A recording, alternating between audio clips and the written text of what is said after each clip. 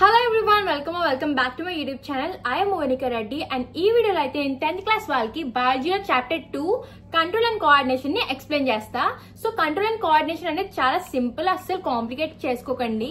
ఇది అంటే ఏంటంటే మన ఒక ఆర్గానిజం ఏదైనా సరే బయట ఎన్విరాన్మెంట్ కి ఎలా రియాక్ట్ అవుతుంది, ఎలా రెస్పాండ్ అవుతుంది అనేమాట. అంటే బయట ఎన్విరాన్మెంట్ కి రియాక్ట్ అయ్యేదాన్ని స్టిమ్యులస్ ఆర్ స్టిమ్యులై అని అంటారు. అండ్ ఇదే కంట్రోల్ అండ్ కోఆర్డినేషన్. ఇంకా యానిమల్స్ ఆర్ హ్యూమన్ బీయింగ్స్ లో అయితే ఇది 2 సిస్టమ్స్ ద్వారా అవుతుంది. అదేంటంటే nervous system and endocrine system. ఇంకా ప్లాంట్స్ లో అయితే ఇది హార్మోన్స్ అండ్ ట్రోపిజమ్స్ ద్వారా అవుతుంది. సో ఈ 2 కూడా డిఫరెంట్ యet సో సిమిలర్ కూడా. సో మీరు కన్ఫ్యూజ్ అవ్వకండి, నేను ఈజీగా చెప్పేస్తా. కంట్రోల్ అండ్ కోఆర్డినేషన్ యానిమల్స్ అయితే నర్వస్ సిస్టమ్ ద్వారా అవుతుంది. ఇంకా దీనికి major compound or major unit అంటే ఏంటంటే అది సింగిల్ నర్వ్ సెల్, దాన్ని న్యూరాన్ అని అంటారు. సో దీనికి మెయిన్ గా 4 పార్ట్స్ ఉంటాయి. అవేంటంటే dendrites, cell body, axon and axon terminal. ఈ 4 కూడా డిఫరెంట్ ఫంక్షన్స్ చేస్తాయి. ఇవన్నీ కూడా చాలా ఇంపార్టెంట్. సో డెండ్రైట్స్ ఏం చేస్తాయంటే బయట నుంచి ఇన్ఫర్మేషన్ లేదా పక్కా న్యూరాన్ నుంచి ఇన్ఫర్మేషన్ తీసుకొని సెల్ బాడీలోకి పంపిస్తాయి. సెల్ బాడీలో న్యూక్లియస్ ఉంటది కాబట్టి ఇదంతా ఫుల్ గా మేనేజ్ చేస్తూ ఉంటది. న్యూక్లియస్ ఒక సెల్ కి చాలా ఇంపార్టెంట్, మన అందరికీ తెలిసిందే. అది అలాగా యాక్సాన్ వరకు వెళ్తుంది. యాక్సాన్ ఏం చేస్తుంది అంటే ఇది యాక్సాన్ టెర్మినల్ వరకు పంపిస్తుంది అనమాట, కరెక్ట్ గా దాన్ని. ఈ యాక్సాన్ టెర్మినల్ దీన్ని వేరే డెండ్రాయిడ్స్ వేరే న్యూరాన్స్ కి పంపిస్తూ ఉంటది. ఇదంతా కూడా ఒక ఫ్రాక్షన్ ఆఫ్ సెకండ్, ఒక ఎలక్ట్రిక్ ఇంపల్స్ లాగా బేగా అయిపోతుంది. ఇంకా ఒక న్యూరాన్ ఫంక్షన్ కూడా అదే. ఇంకా న్యూరాన్స్ లో టోటల్ 3 టైప్స్ ఉంటాయి. అవేంటంటే sensory neurons, motor neurons and inter neurons. Sensory neurons ఏం చేస్తాయంటే ఇన్ఫర్మేషన్ తీసుకొని అవి బ్రెయిన్ ఆర్ స్పైనల్ కార్డ్ వరకు పంపిస్తాయి. ఇంకా మోటార్ న్యూరాన్స్ ఆ బ్రెయిన్ ఆర్ స్పైనల్ కార్డ్ నుంచి మిగిలిన బాడీ పార్ట్స్ ఏంటి అవి ఎక్కడికైతే వెళ్ళాలో అక్కడికి పంపిస్తాయి అనమాట. ఇంకా ఇంటర్ న్యూరాన్స్ ఏం చేస్తాయి అనుకుంటే ఈ రెండింటిని కనెక్ట్ చేసే న్యూరాన్సే interneurons. Human nervous system లో కూడా టోటల్ మెయిన్ గా 2 నర్వస్ సిస్టమ్స్ ఉంటాయి. అవేంటంటే central nervous system and peripheral nervous system. ఈ 2 కూడా చాలా ఇంపార్టెంట్. ఈ 2 కూడా ఒకదాని మీద ఒకటి డిపెండ్ అయి ఉంటాయి. సెంట్రల్ నర్వస్ సిస్టమ్ ని CNS అని కూడా అంటారు. ఇది మీరు గుర్తుంచుకోండి, ఎందుకంటే కొన్నిసార్లు ఎక్స్ప్లెయిన్ చేయమని అడుగుతారు. సో సెంట్రల్ నర్వస్ సిస్టమ్ లో టోటల్ గా 2 మెయిన్ ఆర్గన్స్ ఉంటాయి. అవేంటంటే బ్రెయిన్ ఇంకా స్పైనల్ కార్డ్. బ్రెయిన్ లో టోటల్ గా 3 పార్ట్స్ ఉంటాయి. అవేంటంటే four brain, mid brain and hind brain. దీనికన్నా ముందు మీరు గుర్తుంచుకోవాల్సింది ఏంటంటే ఈ బ్రెయిన్ ఇంకా స్పైనల్ కార్డ్ ఈ 2 కూడా చాలా ఫ్రాజైల్, చాలా సెన్సిటివ్. వీటిని ప్రొటెక్షన్ గా మనకి వేరే ఉంటాయి అన్నమాట. వీటిని ప్రొటెక్ట్ చేయడానికి మనకు తెలిసిందే బ్రెయిన్ ని ప్రొటెక్ట్ చేయడానికి మన స్కల్ ఉంటదని, కానీ మన స్పైనల్ కార్డ్ ని ప్రొటెక్ట్ చేయడానికి వర్టిబ్రల్ కాలమ్ అని ఉంటది. మనం చాలా మంది ఏమనుకుంటాం, మన స్పైనల్ కార్డ్ అంటే బ్యాక్ సైడ్ ఉన్న బ్యాక్ బోన్ వెన్నుపూస అనుకుంటాం కదా, కానీ అది కాదు. ఆ బోన్ ని వెర్టిబ్రల్ కాలమ్ అని అంటారు. కానీ అందులోపల ఒక ఫ్లెష్ మెటీరియల్ ఉంటది, అది చాలా నర్వ్స్ తో చాలా ఇంపార్టెంట్ కూడా మనకి. దాన్నే స్పైనల్ కార్డ్ అని అంటారు. Spinal cord is different from our back bone. Back bone ని వెర్టిబ్రల్ కాలమ్ అని అంటారు. బాగా గుర్తుంచుకోండి. ఇప్పుడు మళ్ళీ బ్రెయిన్ లోకి వచ్చేస్తే four brain, mid brain and hand brain అని చెప్పాను కదా. ఫోర్ బ్రెయిన్ లో సెరిబ్రమ్ ద మెయిన్ పార్ట్. ఇదంతా థింకింగ్, రిమెంబరింగ్, మెమరీ, స్టోరేజ్ ఇంకా అవన్నీ చేస్తూ ఉంటది అనమాట, లాజికల్ థింకింగ్ అవన్నీ కూడా. మిడ్ బ్రెయిన్ ఏం చేస్తుంది అంటే sudden reflex actions like eyes or ears ఇలా సెన్స్ ఆర్గన్స్ అన్నిటిని కంట్రోల్ చేస్తుంది. హ్యాండ్ బ్రెయిన్ ఏం చేస్తుంది అంటే మన బాడీ బ్యాలెన్స్ ని, పాస్చర్ ని ఇంకా కోఆర్డినేషన్ ని అంతా కంట్రోల్ చేస్తూ ఉంటది అనమాట. హ్యాండ్ బ్రెయిన్ లో టోటల్ 3 పార్ట్స్ ఉంటాయి. అవేంటంటే సెరిబెల్లం, మెడుల్లా అండ్ పాన్స్. ఈ 3 కూడా చాలా ఇంపార్టెంట్. సెరిబెల్లం మన పాస్చర్ ని ఇంకా బ్యాలెన్స్ ని అంతా మెయింటైన్ చేస్తుంది.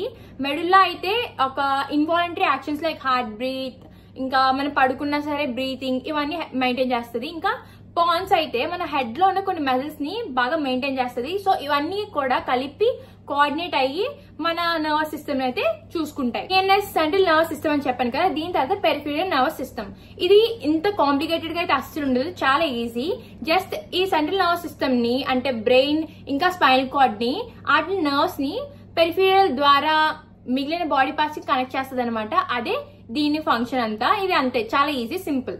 ఇప్పుడు ఈ చాప్టర్ లో ద మెయిన్ ఇంపార్టెంట్ టాపిక్ ఏంటంటే reflex action and reflex arc. Reflex action అంటే ఏంటి కాదు, ఒక సడన్ గా రియాక్షన్ అనమాట. మంది ఒక హాట్ గా ఏదైనా ఆబ్జెక్ట్ పట్టుకున్నా ఏదైనా సరే అది రిఫ్లెక్స్ యాక్షన్ అని అంటారు. దీంట్లో అయితే మన బ్రెయిన్ ఇన్వాల్వ్మెంట్ అస్సలు ఉండదు. ఒక బ్రెయిన్ ఇన్వాల్వ్మెంట్ ఉంటే మాత్రం కొంచెం టైం పడుతుంది, కానీ బ్రెయిన్ ఇన్వాల్వ్మెంట్ అయితే అస్సలు ఉండదు. ఓన్లీ స్పైనల్ కార్డ్ ఇన్వాల్వ్మెంటే ఉంటది. దీనికి బెస్ట్ ఎగ్జాంపుల్ ఇప్పుడు నేను చెప్తాను. ఫర్ ఎగ్జాంపుల్ ఒక ప్యాన్ తీసుకోండి, pan or hot object or candle ఏదైనా తీసుకోండి. సడన్ గా మీరు అనుకోకుండా దాన్ని టచ్ చేసేసారనుకోండి, మీకు తెలియకుండానే మీరు వెంటనే తీసేస్తారు. అసలు మీరు ఆలోచించరు తీయాలా వద్దా, ఇది కాలుతుంది కదా అని ఆలోచించరు, వెంటనే తీసేస్తారు. అదే బిగ్గెస్ట్ ఎగ్జాంపుల్ అనమాట. ఎందుకంటే దీంట్లో మన బ్రెయిన్ ఇన్వాల్వ్మెంట్ అస్సలు ఉండదు. మన వెర్టిబ్రల్ కాలమ్ అంటే స్పైనల్ కార్డ్ దాంట్లోకి వెంటనే మెసేజ్ వెళ్ళిపోయి వెంటనే మనం రియాక్షన్ ఇచ్చేస్తాం అనమాట. ఈ రియాక్షన్ నే రిఫ్లెక్స్ ఆర్క్ అని అంటారు. రిఫ్లెక్స్ ఆర్క్ అంటే చాలా సింపుల్, ఇది చాలా ఇంపార్టెంట్ కూడా. దీని మీద కన్ఫర్మ్ క్వశ్చన్ అడుగుతారు, పబ్లిక్ లో కూడా అడుగుతారు. లైక్ ఒక రిసెప్టర్ నుంచి మెసేజ్ సెన్సరీ న్యూరాన్ కి వెళ్తుంది, అక్కడి నుంచి స్పైనల్ కార్డ్ కి వెళ్తుంది, అక్కడి నుంచి మోటార్ న్యూరాన్ కి వెళ్తుంది, అక్కడి నుంచి ఎఫెక్టర్ అంటే మజిల్ అలా వెళ్తుంది అనమాట. ఈ ప్రాసెస్ ని ఇదే కరెక్ట్ ఆర్డర్ లో మీరు గుర్తుపెట్టుకోవాలి. మాకైతే అడిగారు, పబ్లిక్ లో కూడా అడిగినట్టున్నారు, నాకు అంత షూర్ గా తెలీదు, నేనైతే అడిగినట్టే ఉన్నారు అనుకుంటున్నా. ఇదైతే 5 పార్ట్స్ ని మళ్ళీ చెప్తున్నా. ఫస్ట్ రిసెప్టర్ తర్వాత సెన్సరీ న్యూరాన్, అక్కడ తర్వాత స్పైనల్ కార్డ్, దాని తర్వాత మోటార్ న్యూరాన్, ఆ తర్వాత ఎఫెక్టర్. ఇది బాగా గుర్తుపెట్టుకోండి, చాలా ఇంపార్టెంట్. ఇప్పుడు మనం నెక్స్ట్ టాపిక్ చూద్దాం. ఇందాక చెప్పిన దాంతో అయితే నర్వస్ సిస్టమ్ అయిపోయింది. మన ఎండోక్రైన్ సిస్టమ్ కి వస్తున్నాం. ఈ ఎండోక్రైన్ సిస్టమ్ కూడా చాలా ఈజీ, మనం ఆల్రెడీ 8th క్లాస్ లో నేర్చేసుకున్నాం. ఎండోక్రైన్ సిస్టమ్ కూడా ఫుల్ గా దాని కోఆర్డినేషన్ అంతా కూడా కెమికల్స్ ద్వారా జరుగుతూ ఉంటది అనమాట. మన హ్యూమన్ బాడీలో అయితే కెమికల్స్ ఏంటి, హార్మోన్స్. ఈ హార్మోన్స్ గురించి దీంట్లో ఫుల్ గా ఉంటది. ఈ హార్మోన్స్ అన్ని కూడా ఎండోక్రైన్ గ్లాండ్స్ ద్వారా సక్రీట్ అవుతూ ఉంటాయి అనమాట. అవి వాటిని ప్రొడ్యూస్ చేస్తూ ఉంటాయి. అండ్ ఇవన్నీ కూడా మన బ్లడ్ లో ట్రావెల్ అవుతాయి, బ్లడ్ లోంచే వేరే వేరే ప్లేసెస్ కి వెళ్తూ ఉంటాయి. సో ఇవన్నీ మన బ్లడ్ లో ఉంటాయి. సో ఇది మీరు గుర్తుంచుకోండి, ఇవన్నీ ఒక కెమికల్సే. Hormones are nothing but chemicals in our body. మన హ్యూమన్ బాడీలో అయితే ఇలాంటి గ్లాండ్స్ మేజర్లీ 6 ఉన్నాయి. అవేంటంటే pituitary gland, thyroid gland, adrenal gland, pancreas, ovaries and testis. ఈ గ్లాండ్స్ అన్ని కూడా ఈచ్ ఒక డిఫరెంట్ హార్మోన్స్ ని రిలీజ్ చేస్తూ ఉంటాయి. For example pituitary gland growth hormone release చేస్తుంది. అది మన హ్యూమన్ బాడీ గ్రోత్ కి అన్నిటికీ కూడా చాలా ఇంపార్టెంట్. ఇంకా థైరాయిడ్ గ్లాండ్ ఏం రిలీజ్ చేస్తుంది, థైరాక్సిన్ రిలీజ్ చేస్తుంది. ఇది మన మెటబాలిజం కి చాలా ఇంపార్టెంట్. ఇది కనుక ఎక్కువైనా తక్కువైనా సరే చాలా హెల్త్ కాన్సిక్వెన్సెస్ ఫేస్ చేస్తాము. దీని తర్వాత అడ్రినల్ గ్లాండ్, మన మూడ్ అంటే ఒక ఫ్లైట్ ఆర్ ఫైట్ అంటారన్నమాట. దీన్ని మన హ్యాపీగా ఉన్నా సాడ్ గా ఉన్నా ఏదన్నా సరే ఈ అడ్రినల్ గ్లాండే అంటే ఈ అడ్రినల్ హార్మోనే కంట్రోల్ చేస్తూ ఉంటది అనమాట. దీని తర్వాత ప్యాంక్రియాస్ ఇన్సులిన్ ని సప్లై చేస్తూ ఉంటది. ఇన్సులిన్ అంటే ఏంటి, మన బ్లడ్ లో ఉన్న షుగర్ లెవెల్స్ ని కంట్రోల్ చేస్తూ ఉంటది. ఇది కూడా సేమ్ అంతే, ఎక్కువైనా తక్కువైనా సరే డయాబెటీస్ ఆర్ షుగర్ వస్తూ ఉంటది అనమాట. మన ఇన్సులిన్ ని బాగా కంట్రోల్ చేసుకోవాలి. ఇప్పుడు టెస్టిస్ టెస్టోస్టెరాన్ ని ప్రొడ్యూస్ చేస్తుంది అనమాట. ఇది మెయిల్ లో సెకండరీ సెక్షువల్ క్యారెక్టర్స్ ని డెవలప్ చేస్తూ ఉంటది. ఇప్పుడు ఓవరీస్ అయితే ఈస్ట్రోజన్ ని సెక్రెట్ చేస్తుంది. ఇది కూడా సేమ్ టెస్టోస్టెరాన్ లాగే కానీ ఫీమేల్ అనమాట. ఫీమేల్ లో సెకండరీ సెక్షువల్ క్యారెక్టర్స్ ని డెవలప్ చేస్తుంది. ఇలా నర్వస్ అండ్ ఎండోక్రైన్ సిస్టమ్ ఈ రెండు కూడా కోఆర్డినేట్ అయ్యి మన హ్యూమన్ బాడీలో కంట్రోల్ అండ్ కోఆర్డినేషన్ ని కంట్రోల్ చేస్తూ ఉంటాయి. మన ప్లాంట్స్ లో ఎలా ఉంటుందో చూద్దాం. ప్లాంట్స్ లో కూడా నేను ఇందాక చెప్పినట్టే హార్మోన్స్ ఇంకా ట్రోపిజమ్స్ ఈ రెండు ద్వారా అవుతూ ఉంటాయి. ప్లాంట్స్ లో ఉన్న హార్మోన్స్ ని ఫైటో హార్మోన్స్ అని అంటారు. ప్లాంట్స్ లో అయితే ఓన్లీ 5 టైప్స్ ఉంటాయి. అవేంటంటే auxin, gibberellin, cytokinin, abscisic acid and ethylene. Auxin అయితే సెల్ ఎలాంగేషన్ ఇంకా ఫోటోట్రోపిజం కి హెల్ప్ చేస్తుంది. గిబ్బెర్లిన్స్ అయితే స్టెమ్ గ్రోత్ ఇంకా సీడ్ జర్మినేషన్ వీటన్నిటి కూడా హెల్ప్ చేస్తుంది అనమాట. సైటోకినిన్స్ అయితే సెల్ డివిజన్ వాటన్నిటికి హెల్ప్ చేస్తుంది. అబ్సిసిక్ యాసిడ్ అయితే గ్రోత్ ఇన్హిబిటర్ అనమాట. ఇది ఎక్కడైనా గ్రోత్ ఆగిపోవాలన్నా ఇంకా ఈ ప్లాంట్ కి చాలు అన్నా సరే ఎక్స్టర్నల్ లో కూడా వేస్తారనమాట ఈ హార్మోన్. సో ఇది గ్రోత్ ఇన్హిబిటర్. ఇంకా స్టమటా పోర్స్ కూడా క్లోజ్ అవడానికి ఇంపార్టెంట్ గా కావాల్సింది ఈ అబ్సిసిక్ యాసిడ్.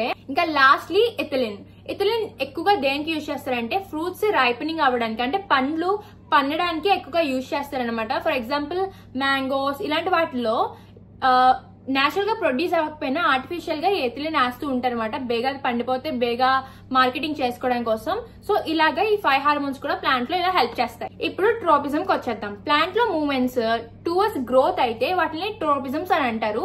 వీటిలో టోటల్ 4 టైప్స్ ఉంటాయి. అవేంటంటే phototropism, hydrotropism, thigmotropism and geotropism. ఇవన్నీ కూడా డిఫరెంట్ గ్రోత్ మాట. అవి కూడా డిఫరెంట్ స్టిమ్యులైకి అట్రాక్ట్ అవుతూ ఉంటాయి అనమాట. ఫర్ ఎగ్జాంపుల్ ఫోటోట్రోపిజం అయితే లైట్ కి అవుతుంటది అనమాట. ఎక్కడైతే లైట్ ఉంటుందో అటువైపు అది గ్రో అవుతూ ఉంటది అనమాట.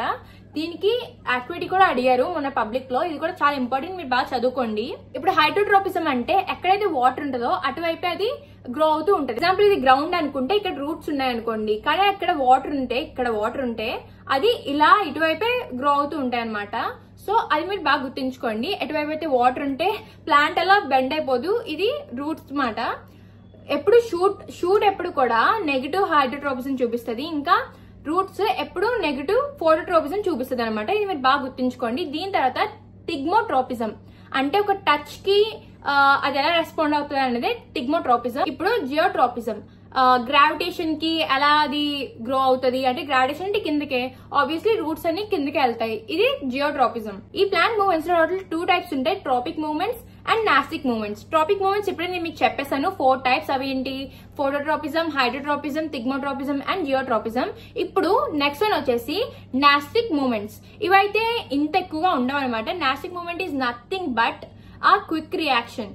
దీనికి ఒక బిగ్ టైం అయితే పట్టదు. For example touch me not plant మనం ముట్టుకుంటే వెంటనే క్లోజ్ అయిపోతుంది కదా, అదే నాస్టిక్ మూవ్మెంట్. అంతే, ఇది సింపుల్. సో ఇలా అయితే మన హ్యూమన్ బాడీలో నర్వస్ సిస్టమ్ ఇంకా ఎండోక్రైన్ సిస్టమ్ కోఆర్డినేట్ అయ్యి వర్క్ చేస్తూ ఉంటాయి. ఇంకా ప్లాంట్స్ లో హార్మోన్స్ ఇంకా ట్రాపిక్ మూవ్మెంట్స్ ఇలాంటి మూవ్మెంట్స్ అన్ని కూడా కోఆర్డినేట్ అయ్యి వర్క్ చేస్తూ ఉంటాయి. ఇలా మన బాడీలో or any organism or any plant లో కంట్రోల్ అండ్ కోఆర్డినేషన్ అవుతూ ఉంటది. దీంతో అయితే ఈ లెసన్ అయిపోయింది. I hope you guys find this video helpful. Thanks for watching and subscribe to stay connected. By.